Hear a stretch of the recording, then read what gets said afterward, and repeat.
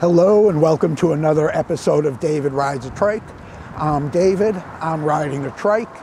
If this is your first time watching one of my videos, I try to provide a little motivation to people, especially those with chronic illnesses or disabilities, to get out and do some fun form of exercise. Why, you ask? Because it can be therapeutic, and doing something fun usually turns out to be a lot of fun. I am actually going to pull up here in a moment and stop because today while it's November, the temperature is amazingly warm. It's mid-60s, but the wind is howling and I don't know how the audio is coming out, and I'm headed directly into the wind, so I'm gonna stop and give myself a little bit of an advantage right up here on this bridge. I don't know why, I like stopping on bridges. One other thing I want to mention is that if you do have a chronic illness or disability and you decide to go out and ride a bike or a trike like I do, or walk or do anything, make sure you get your doctor's permission first. Last week, my video was about me hitting the 15,000 mile mark riding this trike. I've had it over 7 years, and that's the total for the 7 years. And I talked about doing it while going through quite a few medical obstacles that I had to get by. And I also talked about my thoughts about triking for that distance. Anyway, the video, if you'd like to see it, there should be a link up here, hopefully. I'll also put a link. That's English. I'll also put a link down below in the description.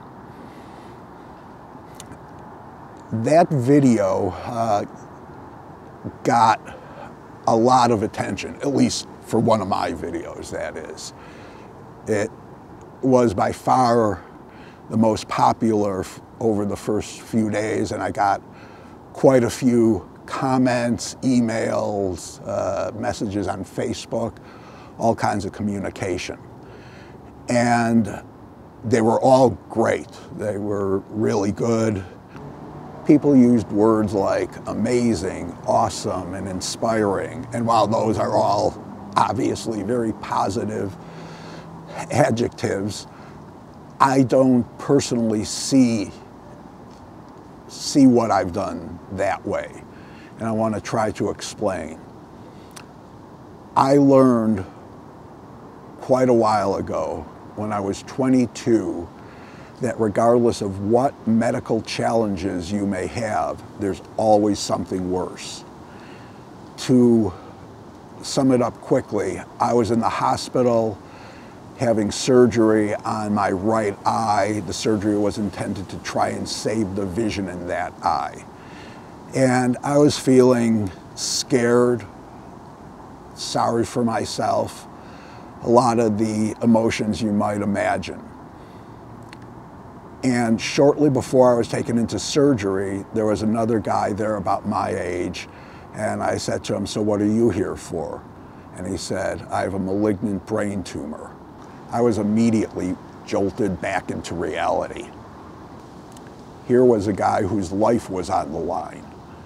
I might lose an eye.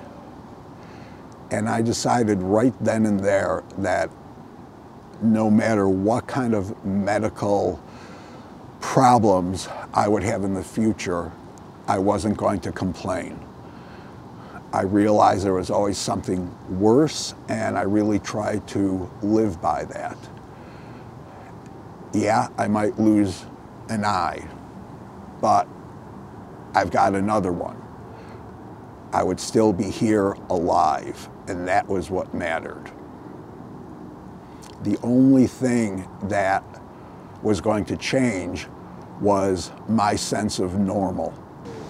I realized normal isn't static. Normal is constantly changing. And being willing to accept that and adapt to that has helped me tremendously through the years. So I come out and I ride my trike because it reminds me of how damn lucky I am that I am able to do that. I did end up losing the vision in that eye, and I've lost a good deal of the vision in the remaining eye, but I'm still able to come out and ride. Yep, there are a lot of things that I can't do or that the loss of vision impacts. I can't drive, I can't read, whether it's a book or a newspaper. It gets frustrating at times, but I always remember that at least I have family and friends that I love and they love me back. And if I have to go somewhere and my wife isn't around and can't drive, it's a good time for something like that to happen.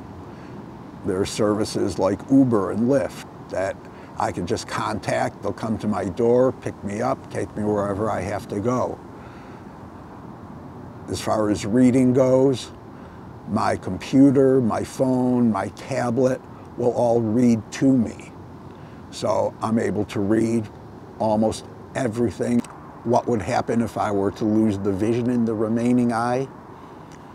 I suppose I drag the trike inside, set it up on the trainer, and ride that way.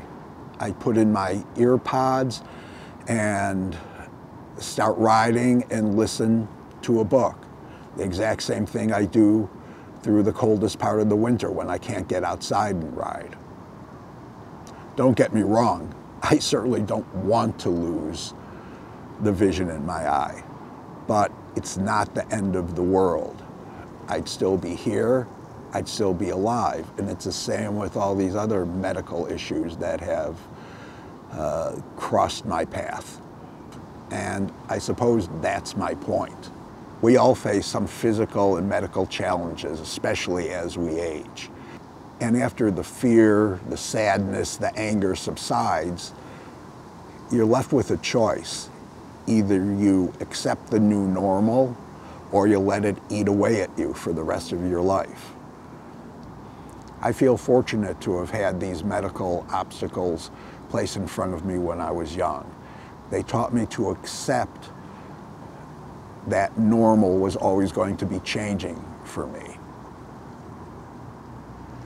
And to facilitate that acceptance, remembering there's always something worse has gone a very long way in helping me. Okay, that's it for this episode. I hope you enjoyed it. I also hope you will subscribe if you haven't already. Please like this video, assuming you did. When you subscribe, if you could hit the notification bell. And please visit my David Rides a Trike website, as well as my Facebook page. Links for all of them are down below. And I'll see you on the next ride. Bye-bye.